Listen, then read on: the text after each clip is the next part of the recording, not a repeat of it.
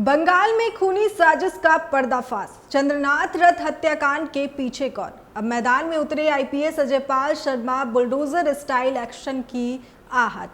पश्चिम बंगाल के उत्तर 24 परगना में हुई चौंकाने वाली हत्या ने राजनीतिक और प्रशासनिक गलियारों में भूचाल ला दिया है। बीजेपी नेता शुवेंदु अधिकारी के निजी सहायक चंद्रनाथ रथ की सरेआम गोली मारकर हत्या ने ये सवाल खड़ा कर दिया है कि आखिर बंगाल में कानून व्यवस्था किस दिशा में जा रही है। लेकिन इस सनसनीखेज वारदात के बाद अब कहानी में एक नया और तेज तर्रार मोड़ आया है।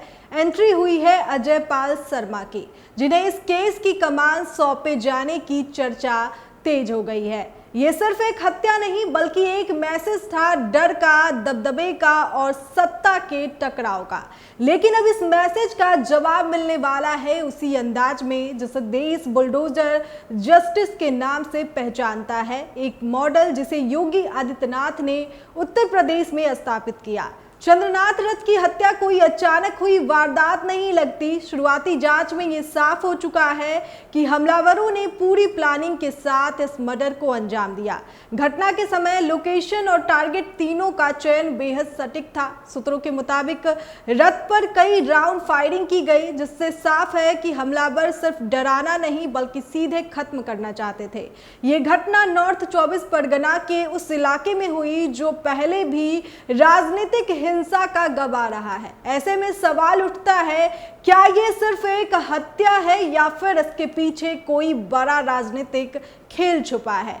जैसे ही मामला हाई प्रोफाइल बना, वैसे ही जांच एजेंसियों ने अपने सबसे भरोसेमंद अफसर को मैदान में उतारने का फैसला लिया। अजयपाल शर्मा एक ऐसा नाम जो अपराधियों के बीच खौफ का दूसरा नाम माना जाता है। अजयपाल शर्मा का रिकॉर्ड बताता है कि उन्होंने कई बड़े गैंग का सफाया किया है और जटिल मामलों को चुटकियों में सुलझाने की क्षमता रखते हैं। उनकी जांच का तरीका सीधा होता है, पहले नेटवर्क तोड़ो फिर मास्टरमाइंड तक पहुंचो। सूत्रों के मुताबिक उन्होंने इस केस में आते ही सबसे पहले कॉल डिटेल्स, लोकेशन ट्रैकिंग और सीसीटीवी फुटेज का जाल बिछा दिया और यहीं से शुरू हुआ असली खेल, कातिलों तक पहुंचने का। जांच जैसे जैसे आगे बढ़ी वैसे वैसे एक के बाद एक चौंकाने वाले खुलासे सामने आने लगे। हमलावरों की पहचान के लिए पुलिस ने टेक्नोलॉजी का पूरा इस्तेमाल किया। मोबाइल टावर लोकेशन, संदिग्ध कॉल्स और सोशल नेटवर्क्स को खंगाला गया। बताया जा रहा है कि हत्या से पहले कुछ संदिग्ध नंबरों के बीच लगातार बातचीत हुई थी। इस कॉल्स को ट्रैक करते करते जांच टीम एक ऐसे नेटवर्क तक पहुंची जो पहले भी कई आपराधिक मामलों में शामिल रहा है। यानी साफ है, ये कोई छोटा मोटा गैंग नहीं बल्कि एक संगठित गिरोह का काम हो सकता है। जैसे ही जांच में ठोस सुराग मिले, वैसे ही प्रशासन का रुख सख्त होता नजर आया। अब चर्चा इस बात की है कि आरोपियों के खिलाफ सिर्फ गिरफ्तारी ही नहीं बल्कि उनके अवैध संपत्तियों पर भी कार्रवाई हो सकती है। ये वही मॉडल है जिसे योगी आदित्यनाथ ने उत्तर प्रदेश में लागू किया, जहां अपराधियों के घरों पर बुलडोजर चलाकर एक सख्त संदेश दिया गया। अगर यही मॉडल बंगाल में लागू होता है तो ये सिर्फ एक केस नहीं रहेगा, ये पूरे सिस्टम के लिए एक मिसाल बन जाएगा।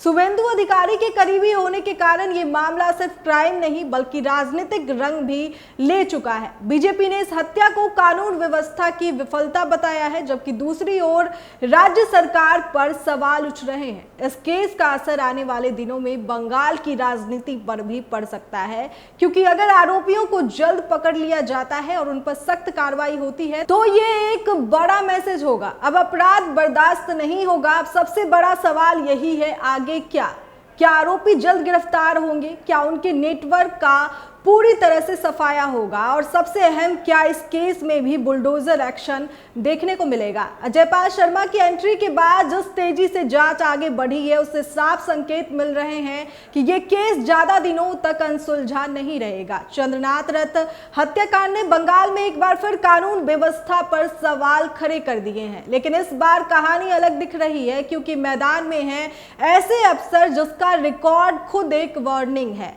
अगर इस केस में ताबड़तोड़ कार्रवाई होती है तो ये सिर्फ एक हत्या का इंसाफ नहीं होगा बल्कि ये एक नया ट्रेंड सेट करेगा, जहां अपराधियों को ये समझ आ जाएगा कि अब हर गोली का हिसाब होगा और हर साजिश का अंजाम भी। आपका इस खबर को लेकर क्या कहना है, हमें कमेंट बॉक्स में ज़रूर बताएं। वीडियो अच्छी लगे तो शेयर और लाइक जरूर करें।